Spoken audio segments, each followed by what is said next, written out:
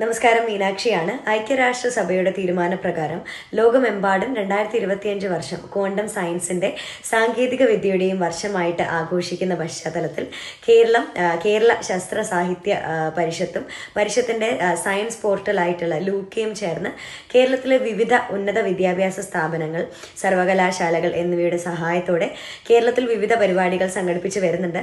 ഇതിന്റെ ഭാഗമായിട്ട് 2025 നവംബർ 7 മുതൽ 4 മാസക്കാലം നീണ്ടു നിൽക്കുന്ന ഒരു പ്രദർശനം ക്വാണ്ടം സെഞ്ചുറി എക്സിബിഷൻ കേരളത്തിലെ എല്ലാ ജില്ലകളിലും സംഘടിപ്പിക്കുന്നുണ്ട്. മനോഹരമായിട്ടുള്ള രൂപകൽപ്പനയിൽ വിദ്യാർത്ഥികളിലേക്കും സാധാരണ ജനങ്ങളിലേക്കും ക്വാണ്ടം അറിവ് എത്തിക്കുക എന്നതാണ് ഈ പ്രദർശനം കൊണ്ട് ഉദ്ദേശിക്കുന്നത്. കൊച്ചി ശാസ്ത്ര സാങ്കേതിക സർവകലാശാലയിലെ centre for science in society അതിൻ്റെ നേതൃത്വത്തിൽ അവിടുത്തെ വിവിധ ഡിപ്പാർട്ട്മെൻറ്റുകളുടെയും മറ്റ് സ്ഥാപനങ്ങളുടെയും അക്കാദമിക സഹായത്തോടെയാണ് ഈ വലിയ പ്രദർശനം തയ്യാറാക്കിയിരിക്കുന്നത്.